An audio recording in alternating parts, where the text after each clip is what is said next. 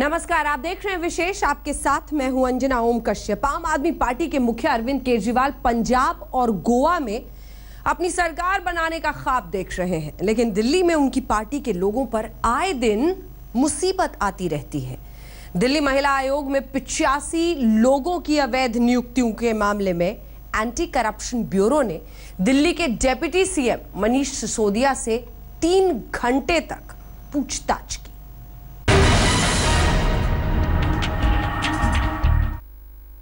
चल ये रहा है कि पिछले 1.5 साल में दिल्ली सरकार ने जितने काम दिल्ली के लिए किए हैं, उतने काम पिछले 20 साल की सरकारों ने भी दिल्ली के लिए नहीं किए थे। दिल्ली के डिप्टी सीएम मनीष सिसोदिया अपनी सरकार की शान में कसीदे यूं नहीं काट रहे हैं, इसकी मुकम्मल वजह भी है।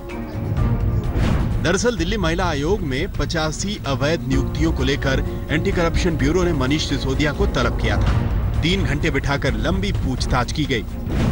सिसोदिया उसी की खींच प्रेस कॉन्फ्रेंस में उतार रहे हैं। 3 घंटे की पूछताछ में कुल मिला के एक 3 पैराग्राफ का नोट था मेरा। ये किसी समय डीसीडब्ल्यू ने मेरे से पूछा था, क्लैरिफिकेशन लिया था कि हमारे मेंबर सेक्रेटरी को, डीसीडब्ल्यू में चेयरमैन है, उसके मेंबर्स हैं, साथ साथ एक ऑफिसर होती है, मेंबर सेक्रेटरी कोई होता है वहाँ, तो उस ऑफिसर को कितनी पावर्स हैं, एडमिनिस्ट्रेटिव फाइनेंशियल पावर्स हैं कि नहीं है, उस पर क्लैरिफिकेशन मांगा था फाइनेंस डिपार्टमेंट से। वो क्लैरिफिकेशन हमने उनको 1 मार्च 2016 को दिया था। मैंने कहा इस नोट में गलत क्या है, मैंने क्या गलत किया है, मेरा क्या कसूर है, मुझे ये तो बताओ। आप लोग पूछताछ कर रहे हो, उसका कोई जवाब नहीं है। बस इसके इर्द गिर्द 3 घंटे बात चलती रही। एंटी करप्शन ब्यूरो ने मनीष सिसोदिया को पेश होने के लिए समन भेजा था। सिसोदिया सुबह 10:54 पर एसीबी दफ्तर पहुंचे। एसीबी ने दोपहर 2 बजे तक सिसोदिया से लंबी पूछताछ की। दिल्ली महिला आयोग में 85 नियुक्तियों को लेकर अनियमितताओं का जो आरोप लगा है, उस मामले में एंटी करप्शन ब्रांच ने आज दिल्ली के उप मुख्यमंत्री मनीष सिसोदिया से करीब 3 घंटे तक पूछताछ की। इस पूछताछ के पहले दिल्ली की एंटी करप्शन ब्रांच ने अपनी पूरी तैयारी कर ली थी और सवालों की एक लंबी फहरिस्त तैयार कर ली थी। ये मामला पिछले 21 सितंबर का है। उस रोज दिल्ली महिला आयोग में हुई नियुक्तियों को लेकर एंटी करप्शन ब्यूरो में रिपोर्ट दर्ज कराई गई थी। उस रिपोर्ट में आयोग के अध्यक्ष स्वाति मालीवाल के साथ साथ अरविंद केजरीवाल का भी नाम जोड़ा गया था। इस मामले में एसीबी स्वाति मालीवाल से पूछताछ कर चुकी है। अब बारी थी मनीष सिसोदिया की। सूत्रों के मुताबिक 3 घंटे की पूछताछ में एसीबी उनसे मुख्य रूप से 4 सवालों के जवाब उगलवाने में लगी थी। दिल्ली महिला आयोग में जो 85 नियुक्तियां हुई हैं, क्या आपने भी इसके लिए सिफारिश की थी? अगर की थी तो कैसे, फोन से या फिर चिट्ठी लिखकर? क्या आपको पता था कि नियुक्त 85 लोगों में से 90% का ताल्लुक आम आदमी पार्टी से था? क्या आपको नहीं लगा कि महिला आयोग के छोटे से दफ्तर में 85 लोगों की क्या जरूरत थी? इसकी ओपिनियन यह है कि दिल्ली कमीशन ऑफ विमेन 1994 के एक्ट के हिसाब से बना है और उस एक्ट के तहत उसके मेंबर सेक्रेटरी को पावर्स हैं और उसी के तहत, एक्ट के तहत और उसके रूल्स के तहत ही उसकी पावर्स में एडमिनिस्ट्रेटिव और फाइनेंशियल पावर्स इंक्लूडेड है, विच में B exercised through member secretary. उधर दिल्ली महिला आयोग के अध्यक्ष स्वाति मालीवाल का कहना है कि नियुक्तियां तो दिल्ली महिला आयोग ने की है, इस मामले से भला मनीष सिसोदिया का क्या लेना देना? दिल्ली महिला आयोग ने अपॉइंटमेंट्स करे, इसमें मनीष सिसोदिया का दूर दूर तक कोई रोल ही नहीं है। फिर डिप्टी चीफ मिनिस्टर को ऐसे एसीबी ने समन करा, क्या पूछताछ चल रही है मुझे तो समझ नहीं आ रहा। हम काम कर रहे हैं, हम काम करते करते मेरे ऊपर 2 झूठी FIR हुई। मुझे नहीं लगता पूरे देश में कभी ऐसा हुआ होगा कि किसी कमीशन ने इतना काम करा होगा और उसके ऊपर एक के बाद एक झूठी FIR हुई। एसीबी की पूछताछ को भी मनीष सिसोदिया सियासत का रंग देने से नहीं चूके। एक बार फिर मोदी सरकार पर निशाना लगाया और बोले कि अच्छा काम कर रहे हैं, इसी नाते उन्हें परेशान किया जा रहा है। चल ये रहा है कि पिछले 1.5 साल में दिल्ली सरकार ने जितने काम दिल्ली के लिए किए हैं, उतने काम पिछले 20 साल की सरकारों ने भी दिल्ली के लिए नहीं किए थे। पिछले 20 साल में जिस गति से काम हुए, उससे कहीं ज्यादा काम पिछले 1.5 साल में हम लोगों ने किया। आम आदमी पार्टी किसी भी मसले को सियासी रंग देने में माहिर है। स्वाति मालीवाल ने अपने ट्वीट में सिसोदिया से पूछताछ को राजनीतिक प्रतिशोध तक बता डाला। पूनम शर्मा के साथ हिमांशु मिश्रा, दिल्ली, आज तक। अभी रात में ही आम आदमी पार्टी के एक और विधायक नरेश बाल्यान को दिल्ली की उत्तम नगर पुलिस ने गिरफ्तार कर लिया। अगर गिनती के हिसाब से देखें तो नरेश बाल्यान अपनी पार्टी के 20वें विधायक हैं जिनकी गिरफ्तारी हुई है। 21 विधायकों की सदस्यता का मामला चुनाव आयोग में चल रहा है। इसी बीच 27 और विधायकों की सदस्यता पर तलवार लटक गई है।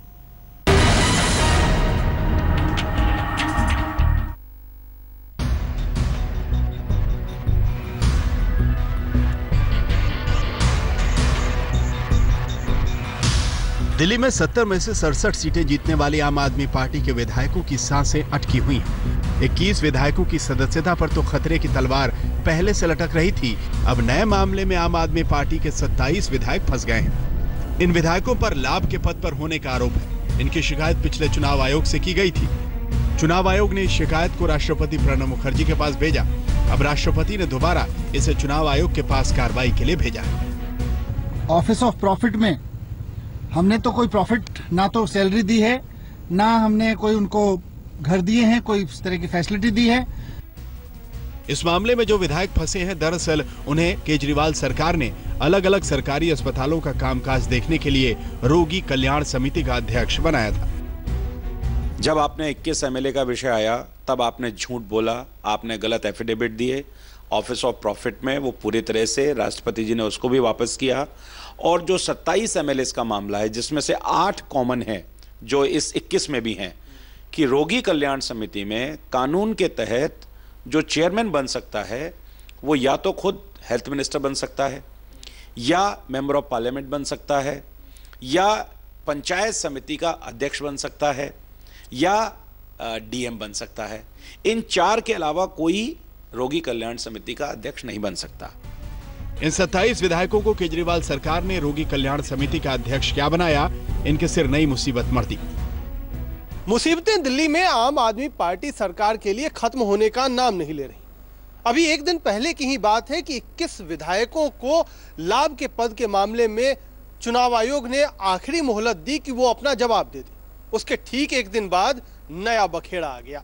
27 विधायकों को अब सदस्यता गंवानी पड़ सकती है, क्योंकि वो भी इसी दायरे में आने वाले हैं। पहले हम आपको ये बताते हैं कि आखिर रोगी कल्याण समिति है क्या। रोगी कल्याण एक तरह की सोसाइटी या एनजीओ होता है जो अस्पताल के मैनेजमेंट के काम में लगा होता है। इसमें इलाके के विधायक, सांसद, प्रशासनिक अधिकारी, स्वास्थ्य अधिकारी शामिल होते हैं। रोगी कल्याण समिति को अस्थायी कर्मचारियों की भर्ती करने का अधिकार है, जिसमें डॉक्टर भी शामिल है। समिति के पास अस्पताल परिसर में दुकान किराए या फिर लीज पर लेने का हक है, जिसकी कमाई समिति के पास आती है। यही नहीं, समिति की मंजूरी से अस्पताल में 2 लाख रुपए तक के निर्माण कार्य भी कराए जा सकते हैं। रोगी कल्याण समिति में विधायकों की नियुक्ति का मामला पिछले जून महीने में कानून के एक छात्र विभोर आनंद ने उठाया। विभोर ने चुनाव आयोग को शिकायत भेजी थी, जिसमें कहा था कि आम आदमी पार्टी के 27 विधायकों को रोगी कल्याण समिति में अध्यक्ष बनाया गया है। विधायक सदस्य के तौर पर तो समिति में हो सकते हैं, लेकिन अध्यक्ष पद पर नहीं। ये लाभ का पद है, लिहाजा इनकी सदस्यता रद्द होनी चाहिए। महामहिम राष्ट्रपति जी ने इस मामले का संज्ञान लेते हुए इलेक्शन कमीशन को एप्लीकेशन मेरी वापस भेजी है और उन्होंने जांच के आदेश दे दिए हैं कि आप जांच कीजिए, उसके बाद मुझे बताइए अगर ये ऑफिस ऑफ प्रॉफिट में बनता है तो डिस्क्वालिफिकेशन होगा।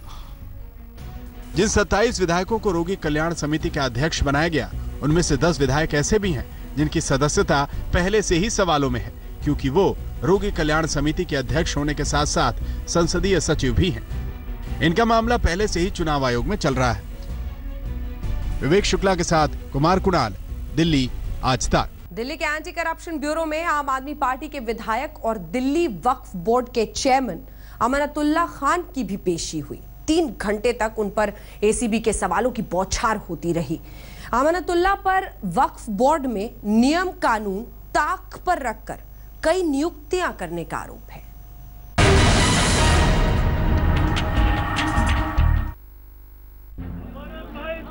आम आदमी पार्टी के विधायक अमानतुल्लाह खान दिल्ली के एंटी करप्शन ब्यूरो से 3 घंटे की पूछताछ के बाद निकले हैं। दिन में डिप्टी सीएम मनीष सिसोदिया महिला आयोग में भर्ती मामले में पूछताछ से गुजरे थे, तो शाम को अमानतुल्लाह खान से वक्फ बोर्ड में भर्ती को लेकर पूछताछ हुई।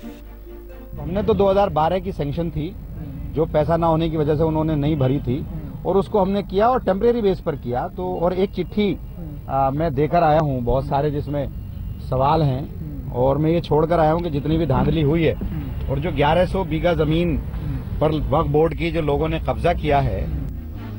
अमानतुल्लाह खान दिल्ली वक्फ बोर्ड के अध्यक्ष हैं। उनके खिलाफ आरटीआई एक्टिविस्ट और बीजेपी नेता विवेक गर्ग ने वक्फ बोर्ड में अवैध रूप से भर्ती को लेकर आरोप लगाते हुए एंटी करप्शन ब्यूरो में शिकायत दर्ज कराई थी। एसीबी ने इस मामले में पूछताछ के लिए अमानतुल्लाह खान को तलब किया था। सूत्रों के मुताबिक एसीबी के अधिकारियों ने अमानतुल्लाह खान से पूछताछ की। उनसे पूछा गया कि आखिर किस आधार पर वक्फ बोर्ड में भर्तियां की गयी। वक्फ बोर्ड में भर्तियों में ज्यादातर लोग ओखला के ही क्यों हैं, और क्या आपने अपने खास लोगों को वक्फ बोर्ड में भर्ती कराया? 380 लोगों को जो है इंटरव्यू के लिए बुलाया, 15 दिन इंटरव्यू चले, और जो काबिलियत था और पूरी दिल्ली से लोग आए हैं। अब वो ये कह रहे हैं कि साहब ओखला के ज्यादा थे। तो ओखला में ज्यादा तालीम याफ्ता मुसलमान रहता है तो कुछ हो सकता है 2-4 ज्यादा हो, लेकिन ऐसा नहीं है। अगर कहीं भी आप देखोगे तो पढ़ा लिखा वहाँ मुसलमान रहता है, और वहाँ जामिया इस्लामिया है वहाँ पर, तो वहाँ के हो सकता है, लेकिन मैं किसी को नहीं जानता, और एक आधा कोई अगर मेरा जानने वाला हो तो मुझे नहीं पता। अमानतुल्लाह खान अभी हाल ही में अपनी सलहज के यौन शोषण के मामले में जमानत पर छूटे हैं। ऊपर से वक्फ बोर्ड के भर्ती घोटाले का मामला उनके लिए दोहरी मुसीबत लेकर आ गया है। रजत सिंह, दिल्ली, आज तक। विशेष में बस इतना ही। देश और विदेश की बाकी खबरों के लिए आप देखते रहिए आज तक।